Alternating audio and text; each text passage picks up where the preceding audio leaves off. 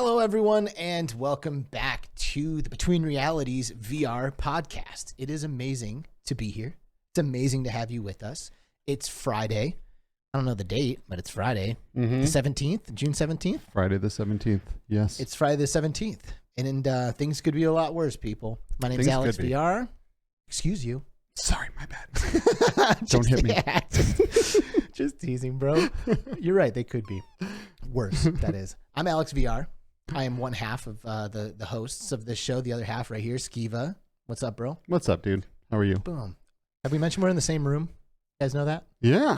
We're in the same room. We are. We're on this beautiful spaceship, hurling ourselves through time and space to broadcast some VR stuff to you. It's pretty amazing. We kind of touched on this for a second before the show, and like to do something like this 15 years ago, 20 years ago would have been impossible. Like, or cost millions of dollars. Yeah, like 50 grand and like a TV studio, but like here we are, a fraction of that cost, at the crib in the spaceship. Just a fraction of the cost though. So, we do have a Patreon. Yeah, it is, and there's still a cost, all right? It's not free, but it's doable, and it's really amazing. Yeah. It's like this is literally like a TV studio just anywhere, Yeah. And I mean, this is a bigger thing, right? But we're just living in the future, all right? And I'm here for it. That's what I'm trying to say. That's great. We are a live show. Yes. You might be catching this on uploadvr.com after the fact because we are official Upload VR correspondents, and we're doing all kinds of stuff with Upload. We've got the Backseat VR developer that has recently premiered as a little soft launch, which will be re-premiering even harder next week. So you can look out for that on Upload VR. Yeah.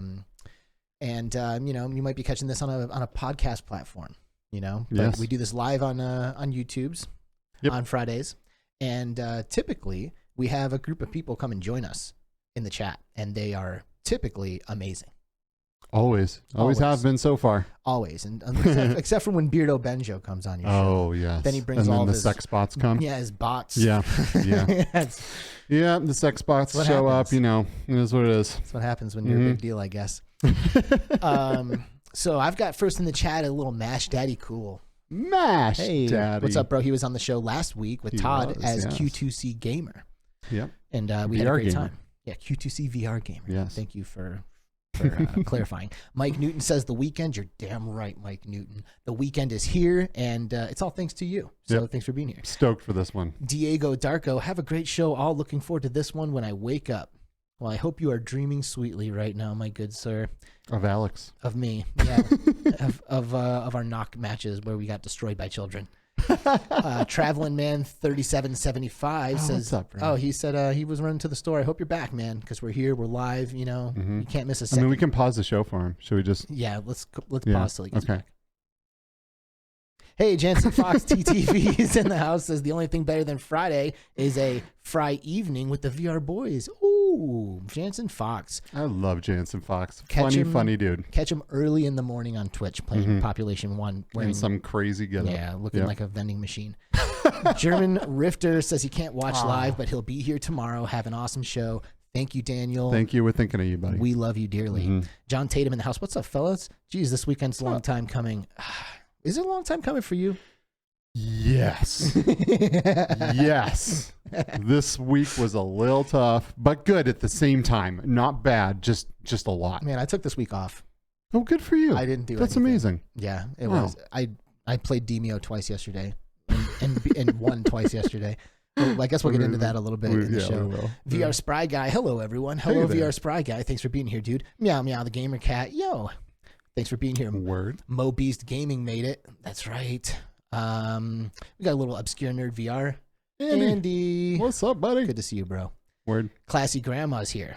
Classy Grandma. Thank you. So much better than the other grandmas that we usually get. We get these degenerate grandmas rolling in here all the time. Degenerate Grandma. Yeah, I like that one. Classy. That'd be a great name for like a metal band. Degenerate Grandma. Yes. I like where your head's at, dude. Who else we got? Arcanian's here. What's up, Arcanian? Yo, Arcanian. Good to see you. The UX man. Getting into some Half-Life VR 2. Half-Life 2 VR. Oh, yes. Nice. Chris Richardson, yo. Chris Richardson, the legend. Oh, What's dude, up? Chi-Town D11. Oh, D. What's 11. up, D? You needed that 11? Let's get rid of that 11. Just Chi-Town D. Like Skiva 007. What is that?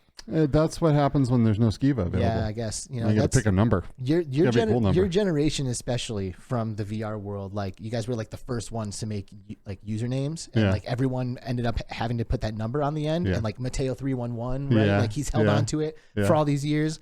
It's like the same like early internet day usernames that have just stood the test of time. Yep. It's pretty crazy. Mystics is here. Yo, what's up, Mystics? Oh, wow. Mystics. Haven't seen you in a hot minute. How's it going, buddy? It's Fluke Rogi. Fluke Rogi is here. Dadcade. Hello, Earthlings. Hey. Hello, Dadcade. Thanks for showing up. E-coin to the future. Oh, word up. Hey, y'all's awesome VR peoples. Yo, Jim Hall. Hey, y'all, with the popcorn and the beer. He's got what he needs. Mepper's here. Oh, saying hi to everybody. How Mepper, in just typical Mepper fashion, just like tagging everybody all the time. Great. Yeah. Seriously. Gotta love the Mepper. Yeah. I wonder if we'll ever get to meet Mepper one day. Someday. That would be cool, Mepper. I'm gonna get an autograph. Seriously. Space Denizen, what up, dude? Hey, what's up, boy? Good to see you. Techno Glitch. Yo. Hey. Yeah, a little Techno Glitch, too. Hello. Oh, a little Delirium. What's up, Em? What's up, Em? How's it going? Can't wait to play some Pop 1 with you tonight. Oh, you going to get in there? I'm going to get in there. I'm going to try. Yeah. I played Demeo all day yesterday, but I'll try. Decepticon is here. What's up, Decepticon? Hey. Oh, the VR realm. That's Paul. Oh, yeah. Paul. What up, homie? Gamertag VR is here. Holy crap, everybody's here. Everybody's here. Gamertag. Creeper Betty PSVR. Creeper Betty. Hey, Betty. Hi. How's it going?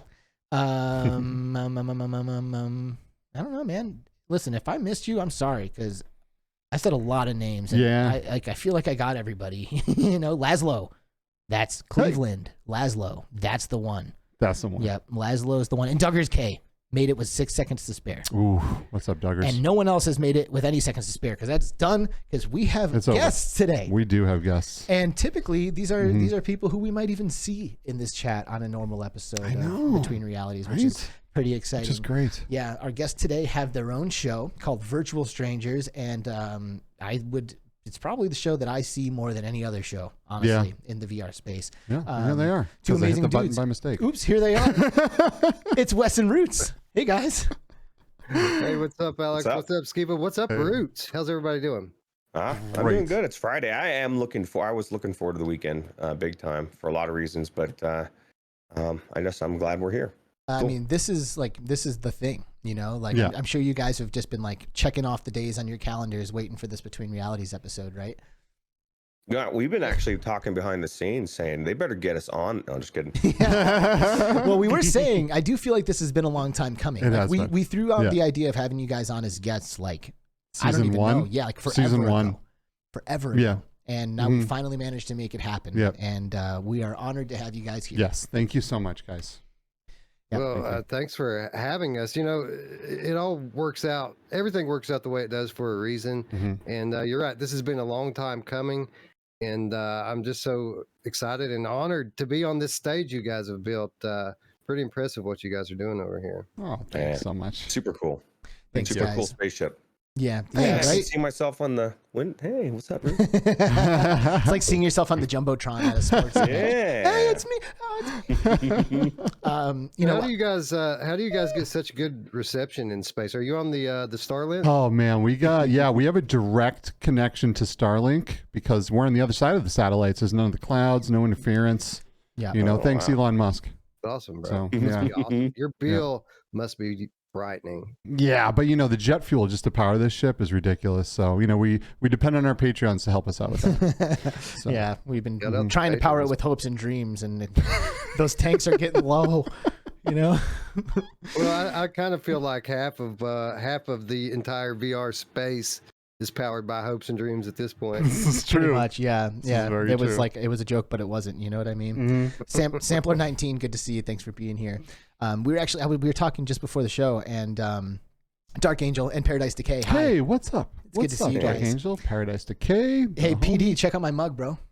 That's right. Oh, that's right. Oh yeah. Yeah, it is. Yeah, paradise.com/decay. Go. Something like that. Yeah, I'm pretty sure that's his email, his address. But anyway, we were talking right before the show, and I said something along the lines of like, I'm pretty sure that I said it on the show. I'm pretty sure I watch Virtual Strangers more than anything else. Yeah. And I do think there's a simple explanation for that. And Besides the awesomeness? besides the fact that they're great, okay, thank you for saving me. Yes, you're welcome. Besides the fact that they're great, you guys are always live.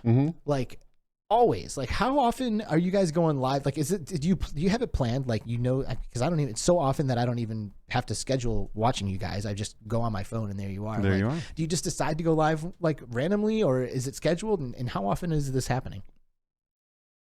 Well, at least twice a week, rain or shine.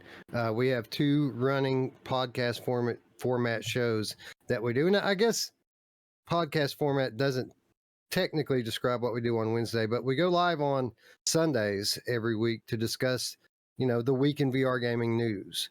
And Sundays is our flagship, the Virtual Stranger Show. What are we? Nearly 160 episodes deep with that one now.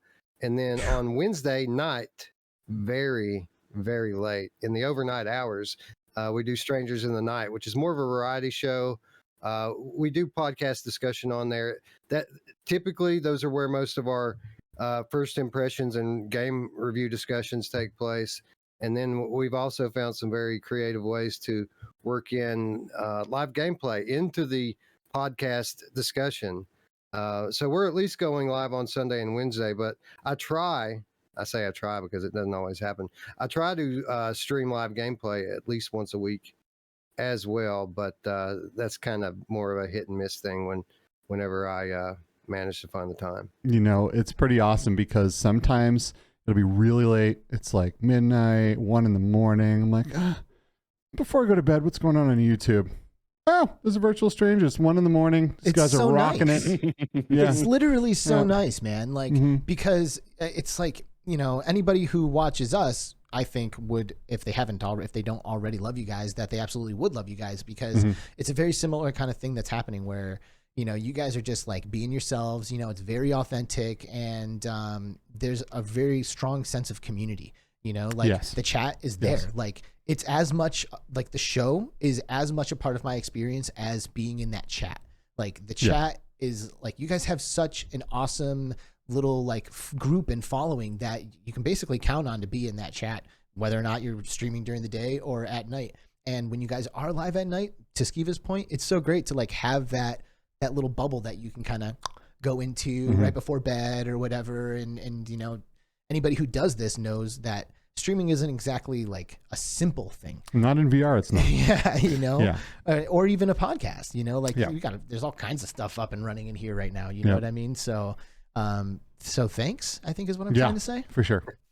Well, nobody's doing podcasts at that late. It's like the only one that I know of, like Wes says, only late night talk show out there on Wednesdays. But what it does, it also gives people like Paradise Decay or Gamer Tag or, because they're just up in the morning. Like PD will run his kid to school, come back, and so we're hitting 2 different audiences, and the audiences are our community is so awesome in so many ways. It is, and I guarantee they're still going to watch it when it's after the fact. Well, I'm not. I'm only watching it if it's live. And it's so live so often. It's not because I don't love you. I just Alex don't have doesn't time. watch replays. Yeah, I'm going to watch a replay of a podcast. There's so many of them, I can't do that. I'm sorry. But I watch them. I do watch replays of a lot of different shows because I can't be there when it's live and I don't want to miss out on the fun. So there's a lot of fun, especially when they live stream 3 times a week. True. But the point I'm making is that you guys are there for me in those moments, and I think we're both making that point. It's like you guys are there, like you're online, it's live, and it gives us a place to go, and I love that. And we know that they're going to hit on every game. Seriously. I mean, you guys are spot on. You touch on every game that's out there. You play every game, you review every game, you talk to all the devs. It's pretty amazing because, a lot of people for some reason don't think there's a whole lot going on in VR with games coming out. But then you watch your show and it's constantly banger after banger after banger. It's like, it's just nuts. So there's lots happening, and you guys are there to show us. So thank you. one of the things we wanted to do with the show from the beginning is get the games to the people, let people know what the good games are out there, you know, and at the same time help the developers, right? Like these games are out there and people don't know what's out, they don't know what's going on, right? And so it benefits everybody, and we get better games, you know, and then that's just it's a win-win. Yep. Before we get too far away from it, Traveling Man, $5 super chat, Hey. a little something for the run. Oh, Whoa, you broke the stuff. I hit the wrong button. I hit the mute. Oh, Hey, thanks for that. That was not the air horn. That was not the air horn. Oh, God. Oh, jeez. Hey, Alex. Traveling Man, how's it going? Hey, thanks for the super chat. Thank you. Thank you. There it is. And speaking of our awesome community, Traveling Man is incredible. You know, I can go live. Sometimes I go live with gameplay at like 4 a.m., 5 a.m. And I legit think that Traveling Man and a couple other community members just never sleep, because it doesn't matter when I go live. They're always there. So shout out Traveling Man, and shout out to the rest of the strangers. We love you. Seriously, Yeah, like I don't think maybe those people do know, and that's why they're doing it, but like Traveling Man and anyone else who's just like constantly there, all you guys who are here in chat right now, you're here every week, you know, and like that means so much to us as guys. creators. Yeah, you know, we like, love you guys. Seriously, like you literally are the people that we are doing this for. You know, because if you didn't come, Yeah, I mean, who would be there? Yeah, I know. You know, like you literally are our people, and it means so much to us. And our tribe. and it really, it puts so much wind in our sails. You know, I think it makes it a lot easier for us to do this. Because like we were just saying, it's not exactly easy. And, you know, you guys going live 2-3 times a week, like those are some serious hours that you're dedicating to this. Like, do you ever feel like you're kind of running thin a little bit? You're like, oh God, man, like we got to go live again? Or is it like, is it mostly a positive experience pretty much every time? It's always positive, because I think we love doing this, right? We love talking about VR. We love talking to our community. So really, I mean, sure, there are times where it's a little bit more, I don't know, draining. When like last week, for example, where I did on our normal 2 to 3 streams on our channel, and then I went live over on PSVR without parole. Like I think I did 3 streams on Brian's channel last week. So like by the time I got to the end of the Summer Game Fest, which we live reacted to, it was 2 hours long, terribly boring. By the time I got to the end of that, I was done for a couple of days, man. I needed a break. But with that said, I mean, I still enjoyed every minute of what we did last week. So I feel incredibly blessed. Yeah, so PSVR without parole, right? So we talked about how you guys have a great community, and you really do have a great community because if you go onto your Discord and you ever want to find someone to game with, it's such a live, that Discord is alive, man. It's great. Everyone's in there. Everyone's stoked to play with everybody. The without parole community, well, hands down. Well, I'm talking about virtual strangers, then you got the PSVR without parole community that is like probably sets the bar. They are insane for what a community really is. Like, it's crazy. Wow. They've been going since the dawn of VR, right? And even when there's not a lot going on in the PSVR world, there is a lot going on in PSVR without parole and with the community. Well, like no one here in our chat is changing their name to the Between Realities kid. You know what I mean? The fact that everyone changes their name to like signify that they are a part of that tribe is like mind next blowing. level. Totally next level. Yeah, without parole is awesome. And they're really good. Yeah, and I gotta say, Brian Paul's voice. Yeah, he's good. It's amazing. I love it. I could just listen to him all the time. Yeah, man, that guy's a natural. And you're right, that community is amazing, and it's the game cats that make it so amazing. You know, it isn't Brian, you know, AJ, myself, or Miles that's making that Discord so multifaceted and so active. It's the game cats that are picking it up, chipping in, running different aspects of the community, be it multiplayer, be it social media. I mean, there's a lot of stuff that they do, and it's them that make their community so great. And yeah, you're absolutely right. The game cats are amazing. How did you get involved with that, by the way? Because that's kind of like a separate world, you know? I mean, obviously they cover other stuff now, but they really are PSVR focused, you know? So how did you end up like cross-pollinating without parole? Yeah, I ask myself that question almost every day. Like, how did I get here, man?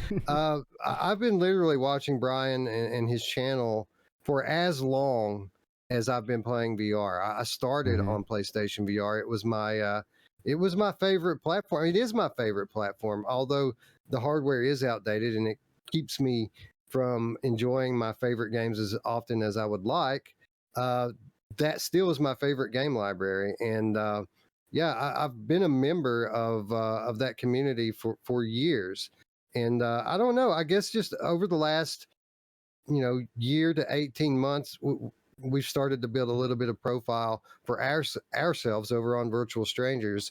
And, just naturally being a member of that community, I guess I've developed, off-air relationships with Brian and AJ and, back then Dave.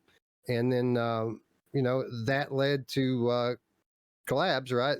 They came on our channel. I went on their channel, as a special one-off sort of thing. And then, circumstances for AJ changed. It put Brian in the position that he needed to bring in some more people. And I was one of the people lucky enough to be contacted and asked. And I couldn't believe it, man. Totally unexpected from out of nowhere. Brian tells me he needs to talk to me like about something important, and it was super top secret. And I'm like, and I still, even when he said that, I still didn't think that he was honestly going to ask me to become a permanent co-host with him. It's been amazing, and I've loved every minute of it so far. I cannot think of a place I would rather be at as we head toward PlayStation VR 2. Straight up. And the next generation of Straight up. VR. Right. By far the best channel you could be blessed. on. Yep. Yeah, without parole kicks ass. I'm not surprised. Wes is so knowledgeable, and I told him when he told me the news. Actually, he approached me in MASH and asked us what we thought, because that's how considerate Wes is, and said, "Dude, you got to do it." He's a great addition to that show, and I think that it's just a and like Wes said, everything happens for a reason, and I just think it's cool. It's super cool. You know what else is cool? Super chats. All right. Oh, yeah. Because we just got a $10 one from Eric Masher. Yes. Thank you, buddy. What's up with that? Eric Masher. Eric Masher. And the funny thing about Eric Masher is he is another virtual stranger, right? So we had Eric on the show last week, and we talked about we did talk a little bit about virtual strangers, but we talked about QTC VR Gamer, his Quest 2 community and all that stuff. But he happened to make his way on to a long going and permanent role on the Virtual Strangers, and I couldn't be happy about it because I love Eric, and he's a great addition to the whole thing. Do we need to like go join podcasts? I don't know. Like, go join one, you go join one. I mean, we joined other stuff though too. It's just episodes though, right? No, but we joined Upload. Well, yeah, as a group though, we didn't split up. That's the thing. It's like, that's true. You know, like Wes is over here, and then Masher comes in and joins this one. I can't do anything without you, baby. I know. It's not going to happen. No, don't leave me. No, Eric's been amazing and a godsend, to be quite honest. Not that we didn't enjoy being a two-man band, but Eric does so much off the camera that it's very helpful to us. To lighten the load of preparation. And then he's amazing on camera. You talk about how knowledgeable I am. That guy knows his stuff as well. And, I typically stay software centric with my content. Eric's doing everything, man. He's doing all the games. He's doing every accessory from here to China. And you guys know how much stuff you get in your email. Oh, yeah. That guy is, you guys think I never sleep? That guy never sleeps. And he's at every expo. He's at every expo. Everywhere we go, there's Masher. And it's great because I love hanging out with him. He's an amazing dude. He's super fun to chill with. I couldn't imagine these things without him anymore. So yeah, it's not often that I wonder if somebody else has more enthusiasm than we do. Right, and then there's Masher at every single thing. There he is. It's great. Great guy. All the virtual strangers, absolutely fantastic. I wish we could have you all on. You know, and you guys didn't just start off with the 2 of you, or now the 3 of you. You had originally started off with 4 people, right? It was you want to fill me in? Alex, main fan, and Alex. And Alex, that's right. Mm-hmm. And that was great. And then they started dropping, and I was like, no, this band cannot break up. I will be so sad. And you guys kept rocking it, man. And you took that ship to the next island, and I thought it was great. So I'm glad you kept going. Yeah, man. Those were the super early days. Very different show back then. But, you know, I guess that's kind of when we learned the basics of how to do this, right? And I'm pretty sure Alex and Mainfan are still out there, you know, doing their thing on their own channels. But yeah, man, I don't know. You never think that that you know, we're all afraid of change, right? And we were very comfortable when we were 4, and then we had a little bit of upheaval, and then we got very comfortable with 3. But you know, the vast majority of the time on this channel, it was just me and Roots. And even when you consider the time that we've had Eric here, I still think that we've been a 2-man band most of the time at this point, or at least half, you know, it has to be. Yeah, it was definitely the majority, I would say. But, you know, it's always scary when changes like that happen. And to see you guys push through, I'm just glad it all Soul worked out. BC in the house didn't get a notification. Excuse me, you need to like hit up YouTube or something. That can't happen. Okay, call YouTube, be like, yo, my notifications aren't working. Get a tech on it. Hopefully this doesn't happen again. Yes. Soul BC. Check your bell. Yeah. Hey, Guido 7335 chilling here. Hey. And we also just got a tasty little super chat from Felipe. Hole 6 is very hard. Laris, hole 6, huh?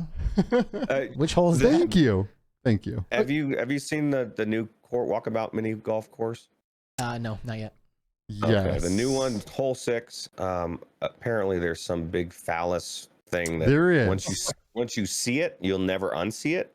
There is. So they call it the hardest hole in the Master. Go back to last week's Saturday night stream. Master, That's where I saw it. That's where I saw it. Yep. Anyway, the $5 super chat says Roots and Wes rock. Excited to see them here. So so are we. That's great. Yeah, so are we. Thanks. Thanks for bringing people to our show and having them donate in your name to us. Yes. That's going to stay with Always us. the best, right? we bring along our most generous our most generous community members. Well, we're glad to have them. Thanks. And hit that subscribe button if you could too. Yeah, maybe the like button if you like, you know, or dislike, whatever you want to do. But glad you're all here. Go ahead, dislike it. Shout out Guido, by the way, too. Guido 7335 in the chat right now. Today, he just received the elusive and highly sought after PlayStation 5. So congratulations to Guido. He's got some about a solid month of Returnal ahead of him, I would imagine. Wow. Very God, because he didn't know where it was at for like a week, right? That was kind of scary. Well, it's the second one, right? The first one, we assume, got stolen off the FedEx truck. So Walmart actually sent him another one, and it just got there today. Wow, Walmart did that, huh? What kind of world are we living in? This is crazy.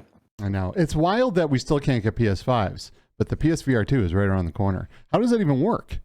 How's this going to be a thing? Are you guys concerned about this? This is how it works. You come to the Virtual Strangers Discord, you hit up Derail, you say, Derail, please tag me when the PlayStation 5s are about to go on sale, and then you turn on your notifications. That's how it worked for Guido and countless, probably about 24 other people, right, Roots? Yes. Yeah. It's been a lot of people. I almost wish I guess I could have gone that route. But he's helped out a lot of people get it, for sure. Sadly, it's Bradley popping in, saying hi. Here he is. What's up, Bradley? Bradley helping me get my avatar yesterday into VR chat. Thank you so much, Bradley. That meant so much. What an amazing community. Hey, if that wasn't too much work, you could Yeah, he's gonna have his avatar and then I'm not. We can't do that. But how great, right? You're like, oh my god, I need help, and people come and they help, man. What an awesome community. It is nice. I love everyone here, man. I just do. Bradley being active this week, huh? With all the Valve Deckard leaks, Yeah, even down to like new patent, images and analysis. Yeah, And that guy's social media, his Twitter has just been nonstop. yeah. Thank you, Bradley, for all that you do. Yep. Yeah, Thank for you. real. Soul BC with a $5 super chat. Hey. Saying, take my money once again, fellas. Much love from the Soul Overlord and a big, beautiful heart. Thank you, dude. Thanks a lot. We appreciate you. Yep. Thanks for being here, as well as Quadzilla saying Derail helped get his PS5. He's the man. Nice. Excellent. By the way, what's like the real reason to have a PS5? Is there one? For me, It's- it was just because Returnal? PSVR 2 was going to come. I wanted to call my pants down. Returnal is amazing. Returnal's like the worth having a controller, PS5 for? This The is the thing, controller. okay? Whether it be because I still play a lot of flat games too, Back for Blood. Mhm. I've bought in games. I've tried to decide do I want to buy this on PlayStation 5 or do I want to get it on PC? And if it has haptics, the right haptics with that controller, I'm going to get it on this console.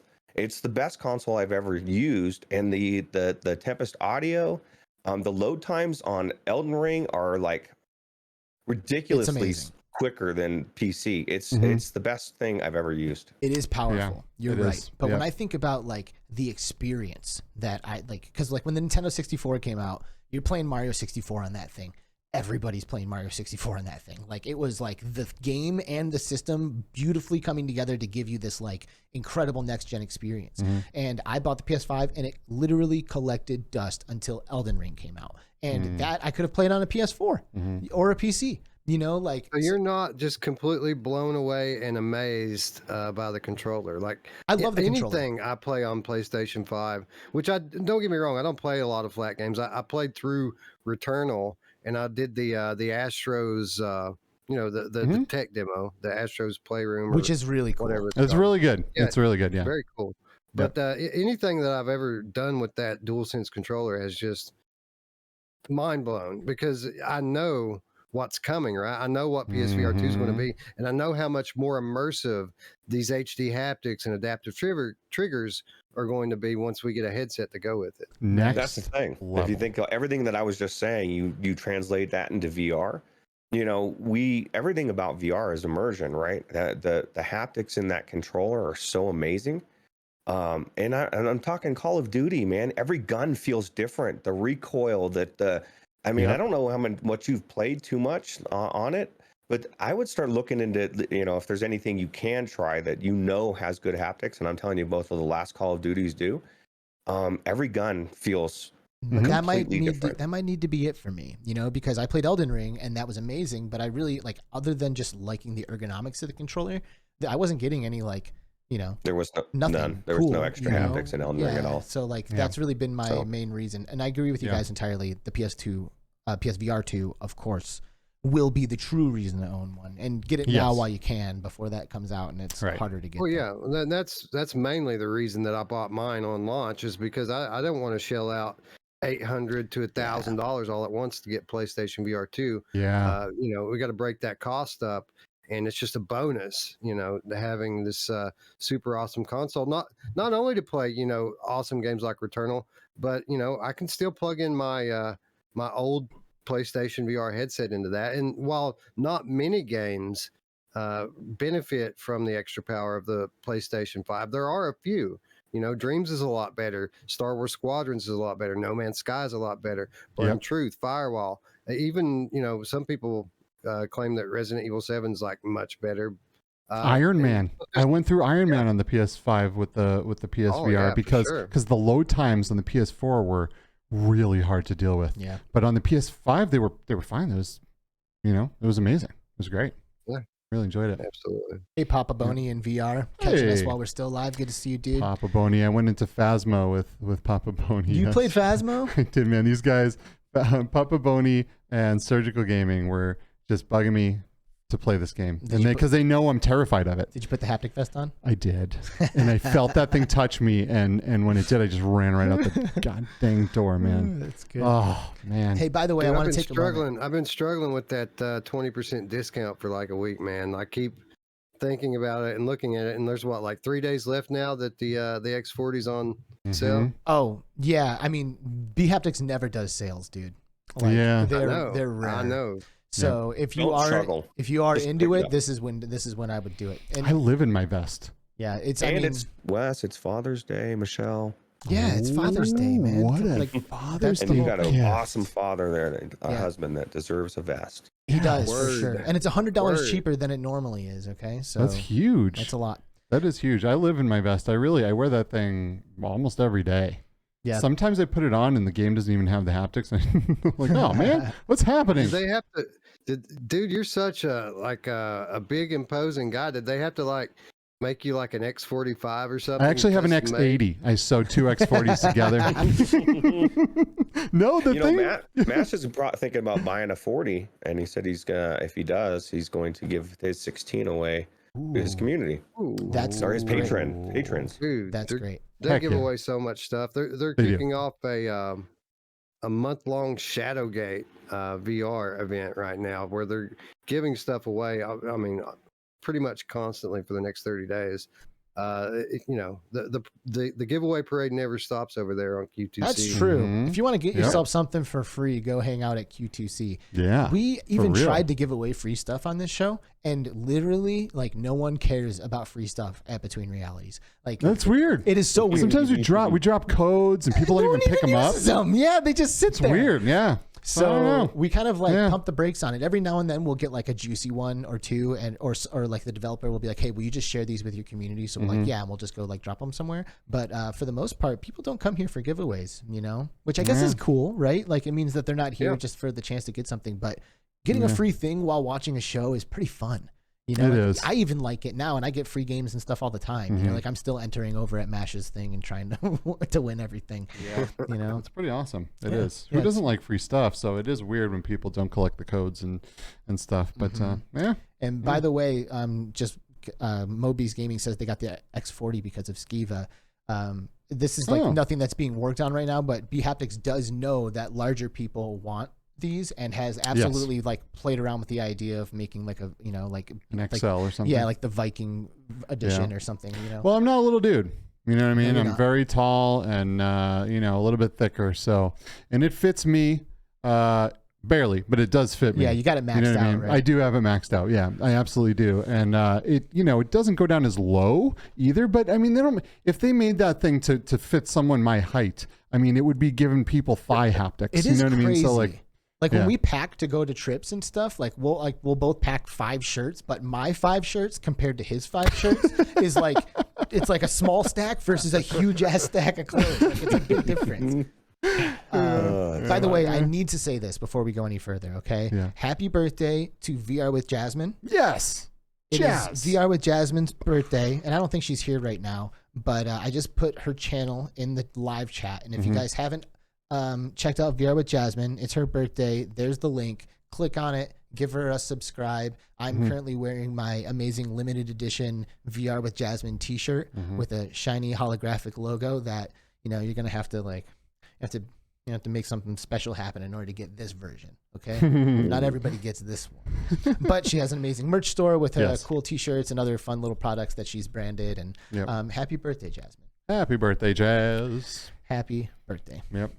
Happy birthday. It's everybody's birthday. Side quest, Jasmine. My birthday is in a couple weeks. Nice. Happy early birthday. Father's Day and birthday gift. There you go, there you Solidifying. go. Boom. Easy. Got to get that That's vest. easy. Thank Dude. Yep. you, Roots. I throw them out there. You pick them up. Oh man. Oh that's man! pretty good. So Yeah. so what should we talk about games? I don't know. I mean, there's lots of stuff happening. There's always stuff. I do want to talk about Demeo for a moment. Okay. And I mean, I don't know. I guess I can just like say my opinion and then see what you guys think, you know, and I'm sure that will start a healthy little discussion about this. But I personally am in love with this new Demeo campaign, Curse of the Serpent Lord. In my opinion, this is by far the best campaign that they've put out in this game. There are so many fun and exciting new mechanics, so many awesome new cards and abilities. There's just so much attention to detail in this release that it's not even funny. This cinematic trailer is extremely awesome. It is cool. And I played it twice yesterday. I played it early in the morning with Aspen Darkfire and Quicksilva and Dark Angel. Nice. And we beat it, got all the way through the Serpent Lord. Psh, thank you. That's a W. And then later that night, I played with VR with Jasmine and her dude Martins and Aspen Darkfire again. He joined me for the second game. Wow. And we won that one too. Wow. So in the day that it came out, I got 2 W's on the Serpent Lord, and I loved every second of it. And it's very rare that I spend 6+ hours in VR in a day. You know, I usually pop the headset on for maybe a couple hours and that's it. But yeah, I love it. You know what's crazy? You could literally go try to beat the Rat King today and probably lose. Yeah. That's how that thing is. Rat King is hard. Yeah, for real. But this is great. I actually went in and I played this as well. I played with Short Stack and Tribe and Creeper Betty, and we had a blast. We got all the way up to the end, and we were doing well. But by the time we got there, it was so late. Everyone was kind of nodding off, and we ended up calling it. But we had so much fun. The new enemies in this are great. The new hero is fantastic. The board is great. Everything. This is Demeo. You can pronounce it however you want. Demeo. Chris Richardson wants to know what classes were you guys playing? So we did the first time. It was a guardian, a bard, hunter, and assassin. And then the second one, I think, was warlock, bard, guardian, and hunter. I've really come to realize that the bard is clutch. So clutch, man. And here's a little tip, by the way. This is an advanced strategy. You know how when you pick your characters, you're on that little mini board before you enter the actual game? If you have a bard on your team, the bard can fully buff everyone to Courageous 3 before you leave that space. Everyone can just pass their turn to the bard, boom, boom, boom, and he goes all the way around 3 times for everyone. And if people pass their turn quick, it can go pretty fast, maybe just a couple of minutes. But you spend those couple minutes buffing everyone before you start the game, and you immediately start with everyone other than the bard on the team taking less damage, doing more damage, and causing panic to every creature that they encounter. So you enter that first room, boom, everything panics and starts scrambling, and you're hugely reducing the amount of incoming damage. You've cranked the amount of outgoing damage, and then of course the amount of damage that comes when they actually are being struck is reduced. So the bard, in my opinion, if you can have one that manages to stay close enough to everybody to keep that Courageous 3 up for the whole game, the amount of benefit from that is like amazingly staggering. And I'm not sure that we could have pulled off those W's without a bard in the group. I mean, I'm sure we could, but that's exactly what I was about to say. It's no wonder you guys ran through the Serpent Lord when you're working strategy on that level. The bard is a very specialized character, and I think as such, it takes a special kind of person to enjoy playing a role like that, because you don't get to be very, very offensive. You're typically just hanging out and protecting and healing your friends. And as you know, Demeo, you're not getting in and out of Demeo in an hour. It takes a while. So kudos, shout out to all the bards out there, huh? Well, now they're going to nerf it, Chris Richardson says. Secrets. And also, there's a nice little super chat here from Creeper Betty. Hey! Betty says, happy Friday, sending love. Woo! Great to see Wes and Ruuts here. Wes, love seeing you on WP. So glad you are there. What's WP? Me too. Without parole. Without parole. Oh, yeah. Okay, that makes sense. PS5 is fire. Have an amazing weekend, VR lovelies. Thanks, Betty. Thank you, Betty. Thank you. Speaking of which, I typically, whenever I talk about Demeo, I always come back to the same narrative and the same question, and it isn't every day that I like suggest that maybe releasing a game on PlayStation VR in 2022 would be a good idea. But ever since they launched the flat version, the pancake version of Demeo, all of a sudden I'm wondering, when is this coming to PlayStation VR, PlayStation 4? It makes a lot of sense. There's over 100 million PS4 gamers out there that could be playing Demeo now. And it's such a great game. You know, it would do well on that platform. And then from there, it's only a hop, skip, and a jump to have, PlayStation VR 1 support. And there isn't anything that's particularly cumbersome about the move controls. When you think about a game like Demeo, it will work perfectly fine with move controls. I think it's a win-win-win. And I would love to see Demeo out on PSVR this year before we move on from the platform. That would be great. I mean, you know. Do you want to bring up what you mentioned earlier? No. I'm trying to remember. So we met with, we were on a call today with one of the developers of Demeo. Yes. Because here's a little inside tip for our Between Realities listeners. There is an upcoming episode of Backseat VR Developer with the developer of Demeo playing alongside of what? Yeah, which we just filmed this morning, actually. Yep. So we did. And one of the questions that Skiva asked during our chat with him is, like, PSVR though. Yeah. And he was like, that would be cool, wouldn't it? I can't really say anything. Yeah. That was his response. So you guys, take with that. Take that with, here's the thing. I mean, it's kind of a no-brainer to know that a game like this that's growing and is so successful and has such a bright future, Demeo is, as good as it is and the way it's structured, this game could go on forever. You'll never need a sequel because every DLC is a sequel. So they're going to be able to release paid DLC for this thing forever. But it's kind of a no-brainer that they're going to end up on a Sony platform. The question is this year or next year, right? Because either way, they're going to say that. We can't talk about it. Right. I want it this year on Gen 1 PSVR 1. And I think that's of course it's going to be on PSVR 2. That's kind of a no-brainer. Yeah. Why would they not push for it to be? There's so much money, like you said, and there's nothing out there. Nothing's coming out for PlayStation VR. It'd be like getting you're starving on a desert island and you didn't get a cracker. You got a turkey and you got you have this huge buffet, right? It's the best thing that could happen right now. Today. I agree. One of the cool things that we saw at AWE, right, was Demeo in augmented reality and walking around at a table and seeing that board sitting there in front of you and actually being able to look around and seeing all the people around you and having a thin and light headset on that would make playing a game that length a very comfortable one. And, if they took the time to port that real quick to AR, I feel like the chances are probably pretty good. And I hope it comes really, really soon because I would love to see it on there and I would love to see it on Tilt 5. I would buy Tilt 5 in a minute if it was a Demeo. Rezol VR, $10 super chat. Oh, yeah. What's up? That's right, baby. And he says, thanks for the pro tip. Talking about that Bard pro tip. That is a pro tip. Get a Bard in your group. That is a pro tip.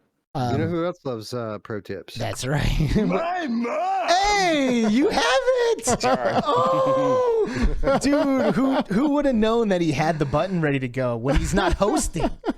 Like, that's amazing. Because, like, if you join someone's show, would you have? I guess you would have. Yeah, you do. You do. Yeah, this is the reason. Roots is the reason I bought this soundboard. It's awesome, right? So it's the nice. best. It's great. I actually, Todd's bought it now, and so is Mash because I keep telling him, dude, just get it. It's amazing. It's awesome. Yeah, I've got the mini at my crib. Yeah. Well, if you don't need all the extra, bells and whistles, it's such an amazing tool in general. So it is, and it makes you sound great. That it does. Right. It makes these microphones work, which I guess is the most important thing. Yeah, it does. So I got a hypothetical for you guys, and let me know what you would think about this. What if Demeo, because right now we've gotten 4 expansions. I'm going to call them expansions. You might want to call it an update. I don't know. I'm going to call it an expansion. We've had 4 expansions that have all been free, and they've all improved on the formula and added something new to what is possible in that game every single time. And then they add like the heroes hangout and the painting, and they're just like dumping stuff into this game. And it's just staying at the one cool, calm, and collected price of $30. What if they decided to introduce microtransactions in the forms of cosmetics with skins for your characters, skins for your dice, pedestals, things like that? Would you guys think that was awesome, or would that rub you the wrong way? Roots. My thing is there's no why would you not want to support the dev? I mean, I would actually probably buy some skins just to help them. And of course, especially if it's going to offset the, we're going to get free content, because you don't have to buy the skins. It's not like you know what I mean? So why not? Oh. Yeah. What do you think, Wes? Yeah, as long as they don't beat you over the head with it. I've never had an issue with developers trying to sell cosmetic things to their fan base, but I'm not so sure we'll ever see that from Demeo, or at least not anytime soon, because just the mere thought of them putting hidden advertisements in Blast On created this huge tidal wave of negative attention for Resolution Games. So they're probably still a little shell shocked from that, and it would be a little leery to get into that space. But no, I wouldn't have any problem with it. Again, long as they're not beating you over the head with it every minute of the time that you're in the app. I have no problem with it here or anywhere else. Yeah. What about you, Skiva? So I am, I've gotten a lot of time out of this game, like a lot of time, and I've gotten a lot of joy, and I've been able to bond with people over this game and spend a lot of time with friends, and I'm very appreciative to this game and to Resolution. And we've had the chance to meet, I don't know, a dozen people from Resolution, right? Probably. I mean, maybe more. And every single dev, every person that we've met from Resolution is a genuinely, like, just a good person, and they love VR and they love what they do. And I would love to have a way to support them more. I mean, to have something that you don't need, right? That you can spend money on a skin or whatever, and support the developers of the game so they will make more, right? Because they're an amazing team, and we want all these people to stay employed, and we want them to continue to stay in the VR space and to make stuff. So please, Resolution Games, let me give you money. You heard it here.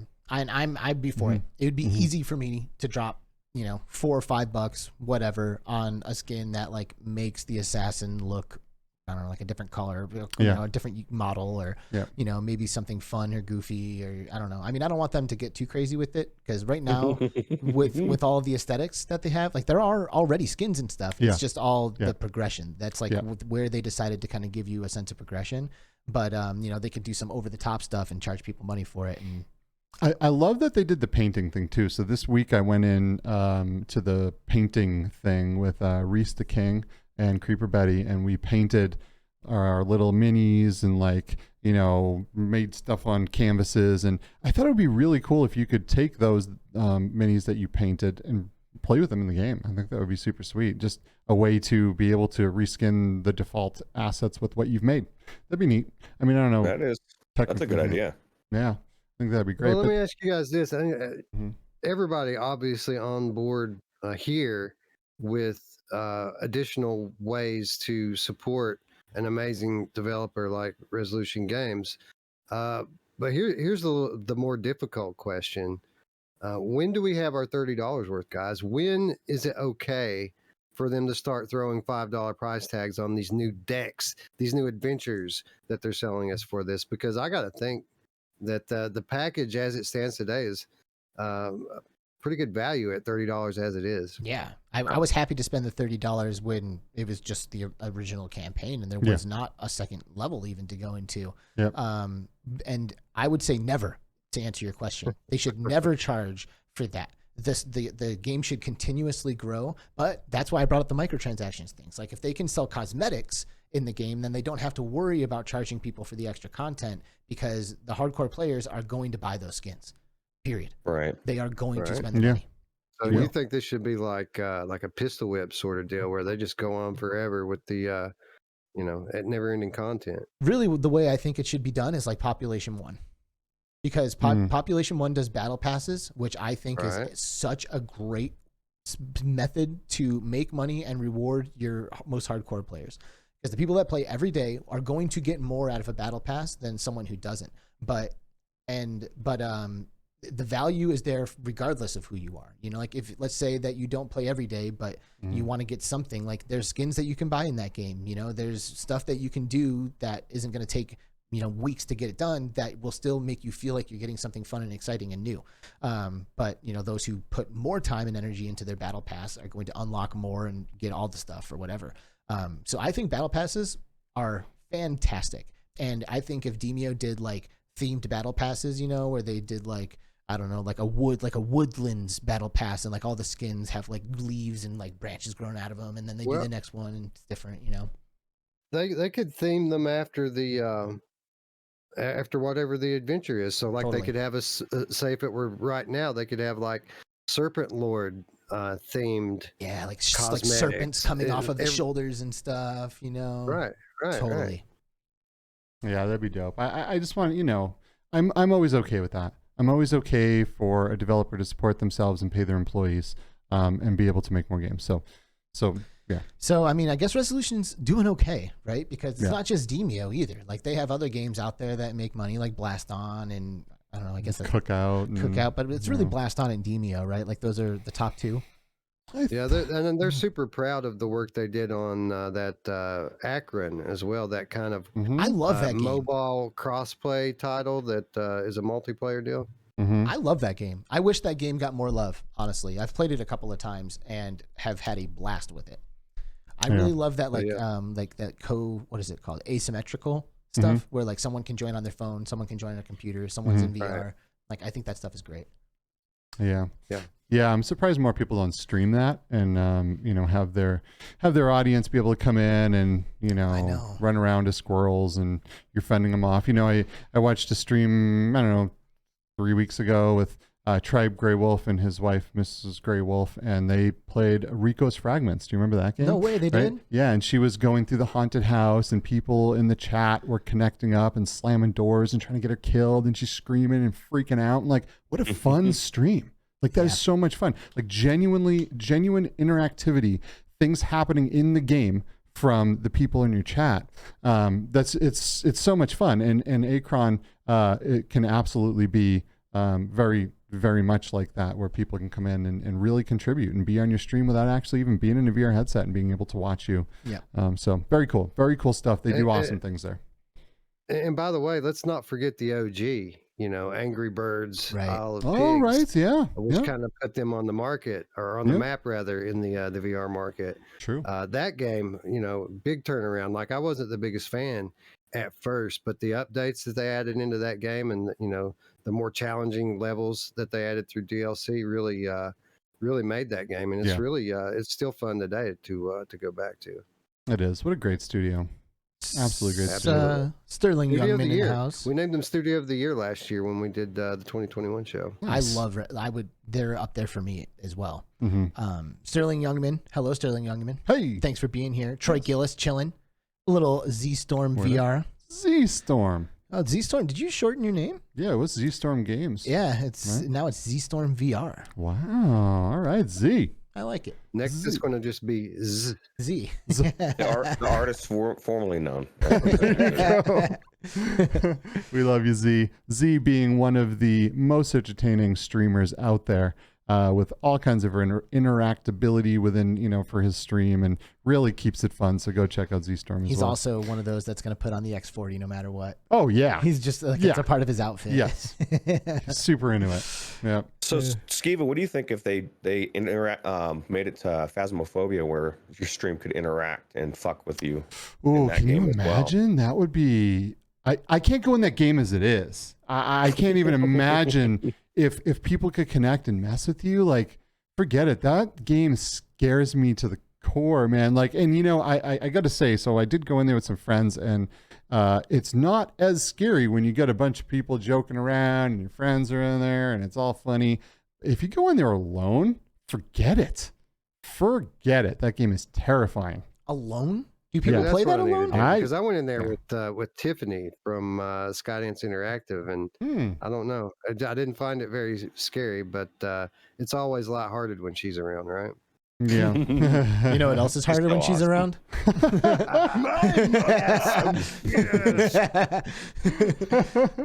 No, that game, you know, it's different things scare different people, right?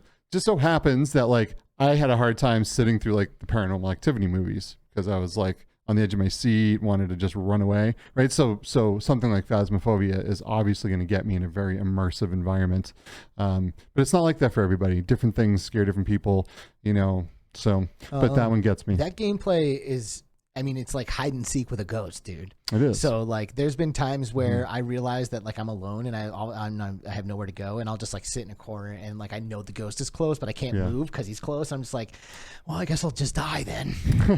I'll just sit here and wait for death, and it's intense. And when the ghost can touch you with haptics, Yeah. forget it. It is next level scary. It all really right. is. I'll be right back, guys. I'm gonna go order it. Damn it. Nice. Yeah, there it is. There it is. Yeah, good old Phasmo. And they did just do a redesign, right? So the inside of the truck is completely different. Everything is laid out way more manageable. It is definitely but there was also, I hate to say, there was a bunch of jank. There was a bunch of jank with the new update as well. So they fixed a lot of things, but they janked out some things. And I feel like maybe the update after this will fix some of those things, and it'll be even better. Like I was playing with, like I said, Creeper Betty and Surgical Gaming and Peppa Boney. And like Creeper Betty had, she got stuck with things in her hand and she couldn't even put them down or grab anything else. And it was just, just little things like that. But still scary nonetheless. Very popular game. And terrifying. So yeah, It wouldn't be PCVR if there weren't some jank involved, right? this is true. Yeah. This is true. VR isn't easy to make happen well. Have any of you guys jumped into the new Zenith update? Not yet, man, but I I'm have looking not. forward to hanging out with my friends. That's the best thing about that game, right? Is it doesn't matter what platform you're playing on, everyone can join, and you can bring as many friends as you'd like within reason. Yeah, I mean, I had a blast. I love MMORPGs. I've always, like, throughout my life, and the first time I realized what an MMO was, it blew my mind. Like, I was like, wait a second, this world stays here? Like, it stays? Like, it was amazing to me. So I've always been a fan of the genre, and Skiva and I basically ate up all the content together for the most part. I think we joined up together at like, I don't know, level 15 or 20 or something like that. Yeah. But then we pushed through everything, and there's a couple of things that were kind of lacking from our experience, right? One of those things being like something like that you could really sink your teeth into in the end. Hello, we are back, and OBS is absolutely killing me. We're gonna have to make some changes here soon with this software, so bear with us, people. We really No one's appreciate hearing you. this. That's okay. They will because this is going to be pasted into. You're gonna paste this conversation in? Yeah, I'm just gonna stick it in there, man. I'm gonna stick it in there. Oh, you know who Paste else it likes all it when you together. stick it in there? There we go. It's a long way to go for a joke, but we got there. Yeah, we got there. Oh man. Hey everybody. As people are kind of rejoining us here, Skiva is gonna. I don't know, what is he doing? What are you doing? I'm just getting the link. Oh, okay. Did you grab the link again? No. I'm doing it right now. He's getting it. Sweet. Cool. Okay. Yeah, Putting it so in the chat for the old stream. we've been using Nice. Streamlabs for this show forever. It's been since like mid-season 1 because we had all kinds of issues and Rendered Reality was like, try Streamlabs. That's what we use. So I was like, okay. Yeah, and we used Streamlabs, Yeah. and it worked brilliantly for a long time. And now this is 3 episodes in a row where OBS has crashed on us, and Streamlabs has crashed on us. Yes. And yes. we're not gonna be able to do that. Nope. Can't happen. So first of all, thank you for bearing with us while a stream crashed, and then you waited for a new link to come up, and all of you are coming back to join us, and that also just fills my heart with like the most warm feelings ever.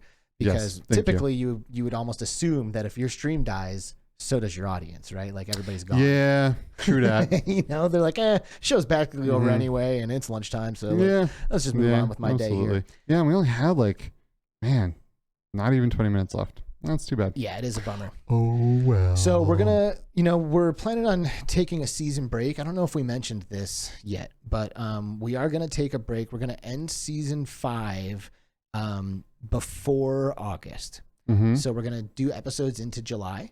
And then by the time August comes, we will be on a break. And we were kind of planning on doing this when that happens. Yeah. But now we might end up having to push it up a little bit to prevent this from happening. Yeah. We can't do the rest of our season having Streamlabs crash on us every episode. Yeah, that's no good. Unless we can find a setting like Wes was just talking about where like maybe there's a way we can prevent it from ending the stream or something, and And keeping it going on just the same one. holding on to it no matter what, So Yeah. Yeah, it works. That's the way normal OBS works, and it's great because after YouTube processes the episode, it's just like it never happened. It's just like a record skipping, right? Oh, that's true. That's true. Well, I am gonna just rebuild this in regular OBS. I'm gonna try for this week. Yeah. You know, we'll see. So we'll see. Yeah. We'll see how it You goes. should be able to your profiles and things that you save should be interchangeable. You should be able to import it straight Oh, into that would OBS. I would be- think. that Yeah. would be sweet. Yo, does that say Q Creator on our Patreon list? It does. Is that it? He must have just gone on there then, huh? He's been here for a few weeks. Really? Yeah. That's awesome. Yeah, Yeah. he joined ours recently as well. Shout Mhm. out Q Creator. Good looking out. Thank you for your support. Heck yeah. All right. So anyway, I was talking with Soul Fox about Zenith and the new Yes. content, and I was asking him if he knew like where the dungeons are, like in like the level progression, and they are from if he's correct, they are spread out a little bit. Like there's one dungeon like in the 20s, one in the 30s, and then like one at level 40 or something like that, which is awesome and also kind of makes me sad because I have a level 40 character like sitting there waiting to like really jump into tons of new content. Yeah. But some of the new content is actually placed during the level progression. So there's a part of me that's like, ooh, like, do I make a new character so I can go through all the instances, you know, or do I just I would not? like to do that. I would Right? like to make a new Or- character. Yeah. Or we wait for that Cyber Ninja that they Yeah. promised us. True. And that way you have an excuse to make a new character. True. That's really all Yeah. I needed to hear. Yep. But I haven't really leveled up an Essence Mage. Like that's excuse enough for me, you know. Like I have a 40 There you Blade go. Master. And I am an Essence Mage, and I haven't leveled up the other character. So either way. I'm surprised the new class didn't come. Like they announced that I know. thing so long ago. Uh-oh. Did We we just lost our guests. Did we just lose Discord too? Can you hear us, guys? No, we hear you. Yeah. Oh, yeah, yeah. weird. We just lost the video. Interesting. Interesting. Jump on that Okay. thing. It's more Streamlabs. It has to be, right? Or No, we no, lo- are we because I'm looking not in at Discord? yeah. Okay, hold on. We got. Hello, we got everyone, the- and welcome back to Between Technical Difficulties. I'm your host, Alex, and of course, we have Skiva here doing everything he can to put out as many fires as possible. Okay, so we got Wes back, but we don't have Roots. Interesting. What? Roots is Everyone's on my He's screen. like a loading in screen. Discord. Can you like? Oh. Hey, now Oh, he's here we back. go. Here we go. Okay, interesting. Hey, Well, hey guys, good to Fire after fire. You know, I'm gonna have a fire extinguisher sitting here, so Techno some things glitch. happen. Techno Glitch says nothing but jank. This is the Well, you got jankiest all podcast. The increased solar activity when you're trying to broadcast from space can Yeah. really run amok with your That's equipment. true. right? I Yeah, can't. it's like, dude, you're concerned There about we go. Mercury being in retrograde. Like we're in retrograde. Like, we're actually in it. It's not good. The spirits are conspiring. Yes. I have been For real. noticing too that the star field has been locking up a little bit. Have you noticed that? Oh, no. Like that. You Oh, see it? just like that. Yep. Yeah. Interesting. Dude, Streamlabs is done. All right, It's done. Streamlabs is You're gone. dead to us. You're at this point. gone. You're getting out of here, So- Streamlabs. So let me ask you this, Alex. Yes. Because you say you love these MMOs, and I played World of Warcraft for 10 years. I raided in a couple of serious raiding guilds. I actually had a job change at one point where my schedule changed, and I had to get off work at like 2 a.m. I switched servers to an Australian server Yeah, you to did. raid because that's the only time I could do it, right? I was so into World of Warcraft. Mike Newton's And Q so- creator. What? I didn't know and that. So Sorry. Go ahead. so when this game came out and I found out there was no real end game content, and I've had people in our chat when we talk about it, they say, well, you know, that's something they're going to do down the road. And I say, no, that's not how MMOs work. Mhm. Like not ones that succeed, because people that love MMOs, it's all about, this is what I used to say about World of Warcraft, and I still say it. It starts at end game. The game starts at max level. Yeah. It starts. Mm. And so how do you have a game that when you get to level 40, there's nothing there, and now you're promising me one dungeon? I just don't think it's enough. And they just got a shitload of money dumped into them. And don't get me wrong, it's a difficult task, but like I worry that if it's gonna be as good as it is until somebody real comes and puts out a real MMO. When World of Warcraft or somebody like that decides to come into VR, this game is done. Yeah. And that's my prediction. And it's already struggling. As even with this new content, you know, it's going to get people back in there. But the one thing that they promised that Wes was excited, the Cyber Ninja, where is it? Well, you know, these are my concerns. I really appreciate your perspective on this. And I am going to start by saying that MMORPGs attract a lot of different people. You know, in fact, I also played a lot of World of Warcraft, and I recently played World of Warcraft. I don't know, like last year I played it, and I was playing Classic because I much prefer the old ways of like not having everything handed to you on a silver platter, which is kind of the experience that happens in World of Warcraft today. But I understand why World of Warcraft went in that direction, and it's because if you have 10 million players and thousands of them are seeing the endgame content, that's a problem. You know, like you have millions and millions of players that don't get to see what you're basically saying, where the game starts. So they needed to like go back to the drawing board a little bit and say, how can we make this more accessible for our insanely huge audience? Because we don't want such a small percentage of our players seeing everything that the game has to offer, you know, seeing the whole shebang. That's the first thing. Second thing is that I have also been in raiding guilds in World of Warcraft and EverQuest 2 and maybe another one. And I love raiding because the challenge that you get on a raid and the amount of coordination that's required is by far, it's way higher than anywhere else in the game, and frankly, way higher than almost any other type of game. Like everybody's got to be on point to pull this off. But one thing that I noticed this last time especially is that it's like the dream is what makes that game fun. You know, like the idea of hitting that end game content and beating those end game bosses, like that dream is what ends up fueling me. And the dream of it is way more fun than the actual reality of experiencing that for me. And I came to realize that it's actually progression that gives me the experience that I love from an MMORPG. When I level up and a new piece of gear or a whole set of new gear becomes available to me, or I can access a new area, and I'm like trading items with my friends because, like, you know, they're a tailor and I'm a miner, and we're like trading resources and, you know, giving each other cloth and all of that. Like that to me is like truly where the magic of these experiences is. And I think that that's where Zenith is able to provide an experience for people, like that feeling of progression alongside of your friends as you go up. Now, I do feel you 1,000,000%. It's lacking in a lot of ways that some of these other big MMOs are, but not everyone needs that raid. Not everyone needs that end game content. For a lot of people, I think just the experience of the progression alone makes it worth it. Yeah, well, you know, for me, one night when I hit level 40, there were still things that I hadn't completed yet. And the level progression was done. And then I was done. And I never went back into it. Right? So, but here's the thing. How long did it take me to get there?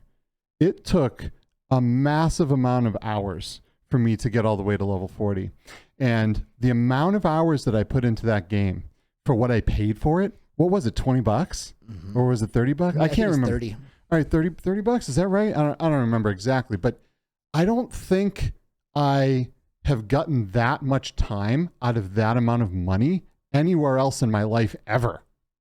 Right? There was so many hours. So, you know, for me, it was very much totally worth it, even though there wasn't a whole lot of endgame content and there wasn't a lot of stuff going on afterwards. And it is coming, so that's great too. But it's very rare I get that much value out of that amount of money. So to me, I didn't really have any issues with this game. Yeah, but you also have no prior MMO experience. I do not. I'm not an MMO person.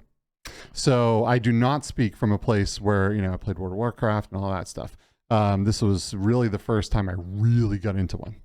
So, and just for me, time versus money, because I've spent the same amount for 10 hours of gameplay. Right. But to your point, Roots, if those dungeons would have been there, and like so those world bosses would have been there, and that like that tier of gear that you can only get at level 40 that you have to go and do these crazy epic long quests to get done, if all that stuff would have been there, I would be still playing the game. You know, like it was the fact that everything dried up that prevented me from playing it. And that speaks to your point, because if it's not there for the level 40 character, people who are true MMO players, then they're not going to stick around.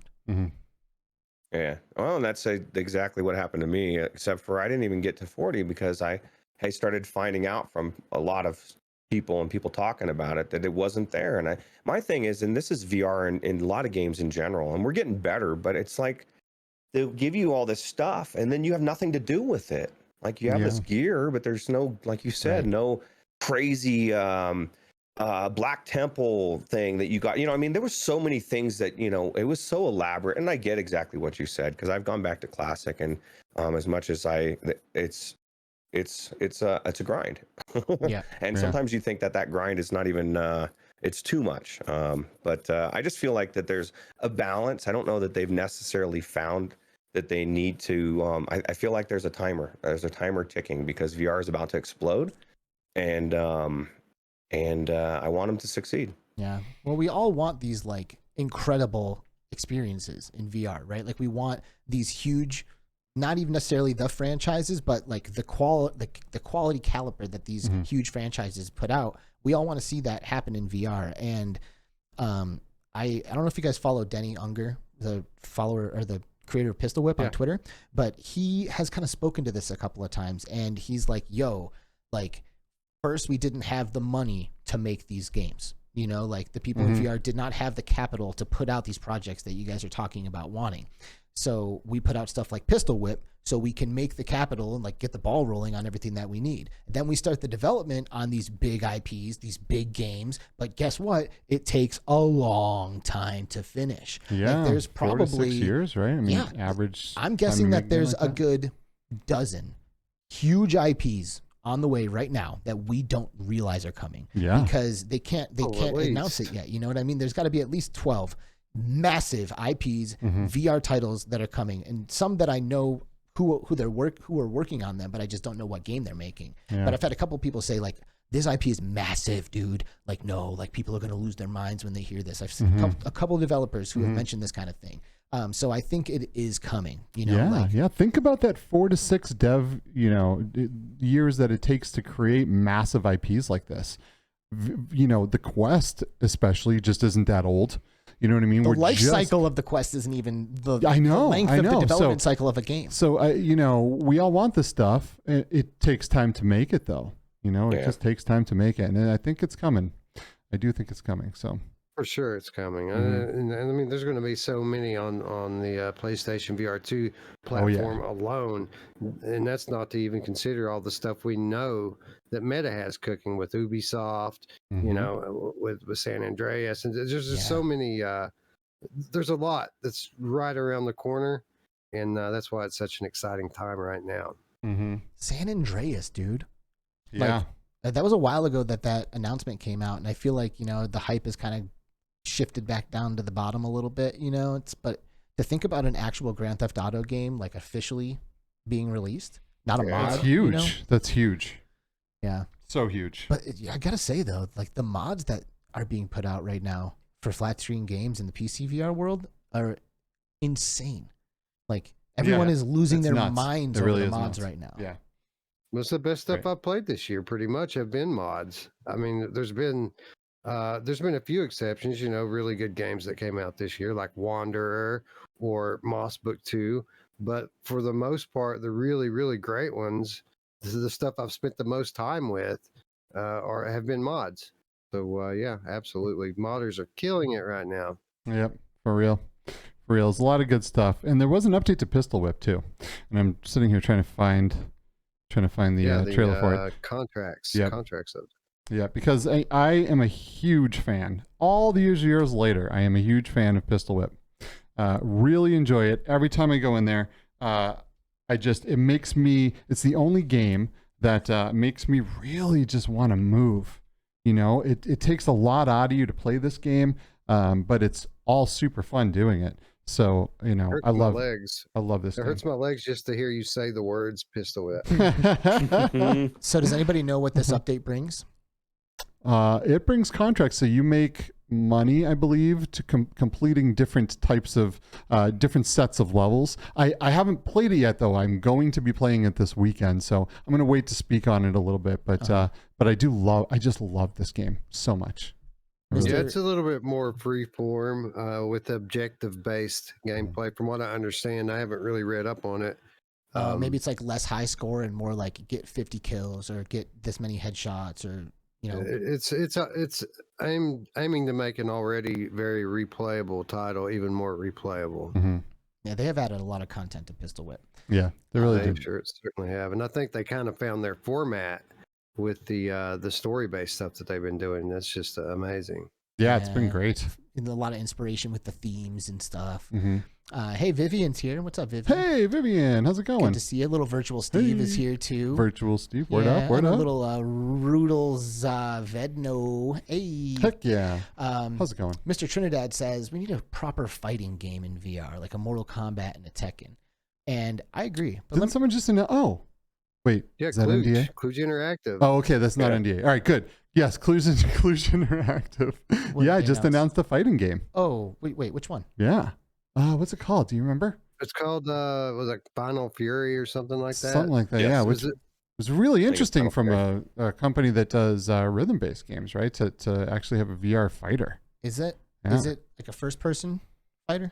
No, Because that's You my can do question. either. You can be for the footage that they showed was first person, but you can also play third person if you like. I think. This is me going Have from any of you memory. guys ever played Quantar? No, but it looks super interesting. I love the concept, right, of being external to the arena and kind of having this miniature fighting pit going on in front of you. I love the idea, but no, I did not get into the demo during the limited time. That I was did get available into to the play. demo, but I couldn't get it to run. It wouldn't go past the menu for me. It just kept crashing, and That sucks. Yeah. I played a decent Kinda amount like of it. Streamlabs. Yeah, right, right. Ah.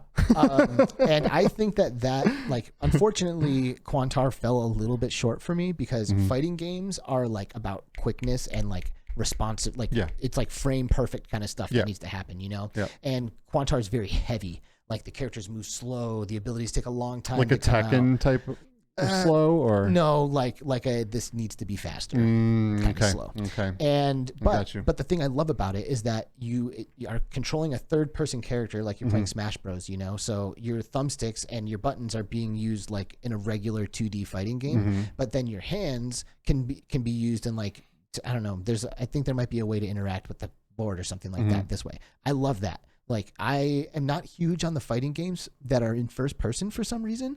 You know, like Iron Lights or even like Dragon Fist VR Kung Fu, which I think is a great game. It's not really a fighting game for me. It's like a simulator or something. And I want my fighting game to be like with a controller. You know, like, Mortal Kombat style, Street Fighter style. Totally. Yeah. And I want to look at the characters fighting on the board, and then maybe if I get a special, if I can like slam the board and like smash it or flatten the guy or something like that, then my hands can kind of come into the board or whatever. But anyway, I would love to see a fighting game take kind of what Quantar did, just like do it really, really well. Yeah. Do it right, yeah. Did you guys ever try the what was it, Barrel Rights, the old Oculus Rift fighting game that was developed by Insomniac? No. By Insomniac? No, I never did. I never played that. No, I didn't either. That's the reason why I'm asking. I'm curious about it because, you know, it's Insomniac. So how bad could it really be, right? Right, yeah, totally. I'm really curious to see what they're going to do because that was a smart move for Sony, right? Sony saw this studio that was an amazing game development studio for flat games, but also had such a big stake in the virtual reality gaming space and made very good games for both flat and VR. So it was such a good buy, such a good strategic buy for them, knowing that they were coming out with another massive headset, and for them to buy this studio. And I'm really looking forward to see what they offer for the PSVR 2. Are we going to get a Spider-Man? Are we going to get a Wolverine or something for PSVR 2? Right. Who knows? But I mean, or Spider-Man's a no-brainer, bro. Yeah. That's a no-brainer. Brain's a no-brainer. Yeah, so it's great, and I look forward to see what Insomniac is able to do for the PSVR 2. Hi, Onikaze. Hey, what's up? What's up? Good to see you. Thanks for joining us. Yeah, I think we're about to. You want to end it? I don't want to end it. I don't want Isn't to that end weird? it either. I mean, no, it's not weird because we're hanging out with some great friends, right? know. You know, just having an awesome conversation about VR. You never want to end it. It's always the worst part of doing the show is ending the show. Besides the crashing. That is the worst also part. that is probably the worst part. That's the worst second part. worst The part. Yeah. actual worst part. Right. Second worst part is ending the show. Yeah, but you know, we made a promise to ourselves and to our amazing audience that we wouldn't do long streams. Not that there's anything wrong with them, virtual strangers. Right. Like the Christmas episodes you guys do are phenomenal. Streams, bro. Yeah. Right. You expect me to sit there for 2.5 hours, man? Come on. 2.5 hours. You see their Christmas I'm stuff? trying to be a fan. You know, you gotta cut me loose. Wake up till 3 hours in, man. What are you talking about?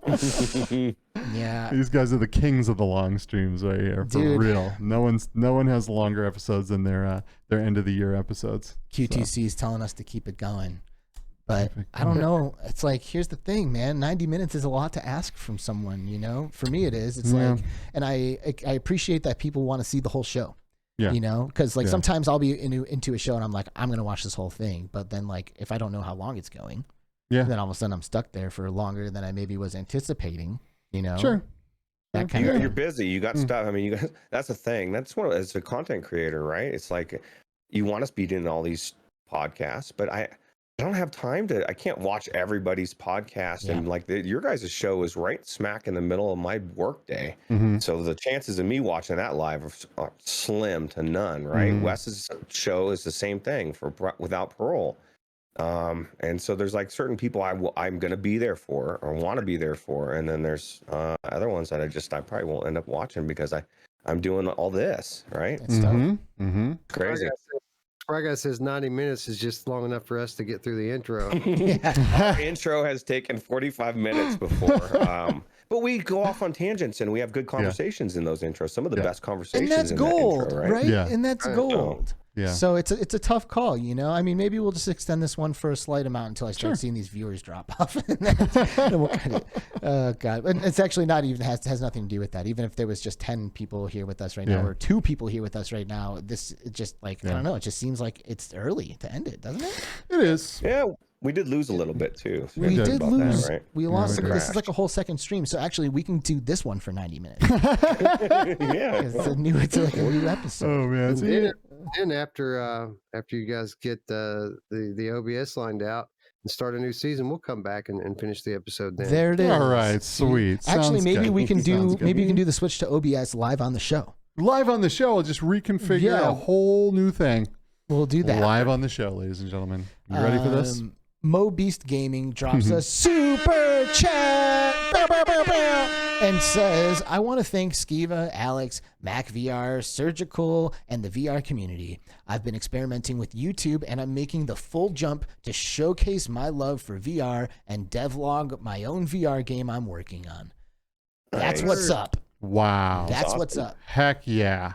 Everyone out there who's been like wishing that they could be more involved right now, this is your call because you know, Mo Beast Gaming has not. Is it Mob Beast Gaming? Mo Beast Gaming, right? Let me know how to pronounce that. But Mo Beast Gaming is like, you know what? I'm done not doing this. Like I've been feeling it. I've been thinking about it for a while. I'm watching other people have a great time, and you know what? Screw it. I'm jumping in. And that is literally that's all you need to say to yourself. It's just, you know what? That's it. I'm going to be a part of this. And it doesn't have to be a YouTube channel, right? Maybe you start writing up a little blog or, you know, I don't know what it is, or a Twitter or something, whatever it is. But like, if you wish you were more involved, it's so easy to get involved. All you have to do is keep it real and do what comes naturally and put yourself out there and start reaching out, man. Because we're here. You know, Surgical and Virtual Strangers and, you know, Mac VR and everybody else is all out there waiting to bring you into our warm embrace, right? This is a lot of space at the table right now. Come to the dark in the VR, VR lunchroom. Yes. It's still, like Wes says, it's still the ground floor, right? This is still the beginning of VR, really. So you can still get in, and the community is so. It's not like flat gaming where everybody's vultures, right? I think the VR community is awesome. Most everybody wants to work together, help each other, because we all know that if everybody benefits, right? So rising tide raises all ships. Yeah, it's pretty interesting because, you know, we started this show. Obviously, like having guests on is amazing because it brings a perspective, like a completely new perspective, and often a valued and respected perspective, you know, bringing somebody from within the VR community that either is a creator or developer or whatever. So that's really great, you know, but a big part of the decision for us to do that was the idea of cross-pollinating. You know, it's like, yo, if we get someone with any kind of significance to come on the show, they can bring people with them to introduce, and it's like kind of this whole thing, you know, and melting pot, yeah. And it's almost like now people like can do that with us, you know, like people when they come onto the show, like they like, oh man, it's so cool to be a part of this, and it's like insane to watch it like almost teeter a little bit and allow us to provide the same kind of experience for somebody else, you know, because that was never really the intention. Like our intention was not to be like the show where, you know, everyone comes on at least once, you know, but it ended up kind of going in that direction, you know, and now people are excited to join us, which is phenomenal. Like it's so cool. That's pretty great. I love chatting with everyone every week. It's highlight of my week is to hang out with my people, my tribe, my clan. You know what I mean? This is great. I dig it. So yeah, what do you think? I got to paste all this stuff together now, re-render it out, put up a whole third How about some video. more work? Extra work. Yeah, exactly. Enjoy that. One crash causes hours and hours of work. It's great. Yeah, you have to fantastic. like render a new file and stuff. Fantastic. I love it. Well, let's wrap it up in a good way. All right. Yes. Let's at least make sure that there's nothing else that we need to hear right from Wes. Is there anything else that you want to mention before we kind of wrap this thing up? No, man. Just you know, I want to thank everyone for showing up and showing out in the chat. You guys are awesome. Truly. And yeah, tune in on, you know, on Sunday, Virtual Strangers 156, 157. I think 6. Yeah. And we'll recap the week in VR. You know, lots happening. Zenith, Pistol Whip, Demeo, God knows what else between now and then. Yeah. So thanks everyone for showing up, and we'll see you Sunday. Thanks. What about you, Ruuts? Anything else that you want to mention before we wrap it up?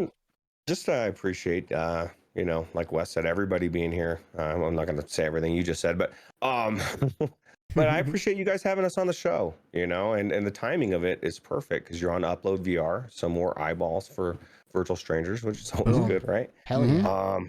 And it's just, this is the thing, just going to what you were saying, I guess, Alex, on the getting in there. When we started, I never even thought that, you know, I didn't even think about doing a podcast. I loved VR Roundtable, and then I got approached by Alex, Main Fan, and Wes, and it just kind of started. And I would have never thought where we would be where we were at. But that's the biggest thing that stops people is they look at you, somebody that's successful, or look at us, and after years of work, and they say, man, they want to be there on day one. Well, it takes time. And so you just put yourself out there, plug away, and eventually your day will come. So that's it. It's like time is a complete hilarious joke. Okay. Time's not even this real thing. And like, if you just make the decision to get involved, or you just make the decision to be a part of something, you're going to close your eyes and then wake up and like look around and be like, whoa, how did that happen? You know, it's like, it really is a hilarious and weird joke. This illusion of a progressional linear line of time. It's not like that. Make the decision. You'll shift into the reality of you doing that thing relatively quickly. Because all of a sudden 3 years just shifts, go through your fingers, and you're like, what, how have we been doing this for over 2 years? Like, it's crazy. Yeah. You know? Yeah, the hardest part is just, you know, getting started, going for it. And literally, after you get past that, you can do anything. And people say that, and it's very cliche thing to say, but it's absolutely true. It is. It's fact. All right, people, go start your channels and go write your thing or do whatever. Go start your game. Just make it. Just do all the things. No more excuses. Get involved and then come and join us on the show. All right, Virtual Strangers live every single day on YouTube. Go like and subscribe, and I'm sure you'll catch us in the live chat. Ruuts, Wes, thank you so much for joining us today. A true honor to have you guys on. Well, I'm honored to be here. Honestly, sincerely, thank you. It was a blast. Well, yeah, for sure. The door is open. I know one of these days we'll figure out a time that we can make this happen again. And absolutely. Invitation is there. Yep. So that's all. Bye-bye. We need to have you guys on our show too. Let's do it. Let's do it. Yeah, absolutely. Yeah, then I don't have to worry about things crashing. Yeah, then you can just show up and then it'll be an amazing show. Yeah, let's do it. I'm in. Yeah, send the calendar invite. we're on the show. Oh, Say no thanks more. to Traveling Man again too. Oh yeah, dude. I Yeah. almost thank you for calling that Yeah. out, bro. I told you, man. That guy's awesome. Traveling really Man, is. $5 super chat. Heck yeah. We love you all, best people on the planet. Well, hey, you said it, Wow. okay? I've been trying to convince everyone this whole time, and for some reason, only now are people starting to figure it out. I want to get that on the coffee mug, right? Best on the planet. Yeah, traveling. It's like in quotes. We're and not then even on the Traveling Man planet, bottom. so we're off the planet Hey, somewhere. Yeah. true Well, that. that's true. Yeah. Okay, bye, virtual All right. strangers. Okay. See you guys. Love you guys. Bye. Adios. Thank you. Bye-bye. Bye. All right, they're gone. Oh, geez. And look at that. I didn't even put in our next guest. Man. I'm terrible. I'm so bad at this. I'm firing myself. All right, listen. My goodness. Open applications for a co-host right now, folks. There's literally no way I could do this without you, bro. Oh, thank you It's so true. much. Thank you I so mean, much. thank you. I'm just spitting facts over here. Literally, I would not be Let's see happy. if I can figure out who is on the show In the meantime, next week. Thank you everybody in chat who's joined us Oh. today on this especially long and completely interrupted episode of Between Realities. VR Spry Guy, eCoin to the Future, Q2C VR Gamer, Dark Angel, deliriemVR, Creeper Betty PSVR, Soul BC dropping the super chats today, Dark Angels, Techno Glitch, Mr. Trinidad, Papa Boney in VR, Duggars K, Chris Richardson, Chi-Town D, like So much awesomeness. dude, Just like, so much. Mo Beast Gaming, Onakaze, Jim Hall, Thank you for all coming back. Hussein X. Yeah. Thank you Like, guys. Everyone joined us on the second stream from the first stream. A special thank yous, Mr. Trinidad, Chris Richardson, Spry Guy, Rudel. Thank you guys. Thank you all so much for joining Yep. us. We love having you here. It means a lot to us, you Yep. know. And donations, super chats, Patreons, huge, really mean the world to us too. Not required, Not not required. expected, Nope. but so very much appreciated. Yep. Um, So next week. put an O in that. Oh, Polyarch. jeez. Oh my Polyarch. goodness. Fired again. How many times can we fire Skiva on one show? Next week Oh, jeez. on Between Realities, we are being joined by Polyarch Games, the developers of we go. Moss and Moss Book 2, Yes. coming to Quest Yes. quite soon. Yes. So, Wait. Yeah. Quest. yep. Yep. Moss Book 2 coming to Quest, and we will be talking all about Moss, Polyarch Games, and Quill. Quill. Yeah. And it's probably going to be amazing. You know, Yeah. the people who we've had the chance to interact with from Polyarch have been awesome. And anybody who's played Moss knows that it's basically a staple in anyone's library who Yes. has played the games. So Yep. we're really excited to have them on and Stoked. maybe get some fun insider information about, Polyarch or Moss or Quill or whatever. And all the stuff they're doing. Yeah, it's going to be good. It's going to be good. Absolutely. So we will see you next week with Polyarch Games. Anything else, Skiva? That'll do it, man. That'll do. That'll do. That'll do. Decepticon Endeavor 1. Thank you guys. Thank you everybody else for joining us, and we will see you in a week. Bye-bye.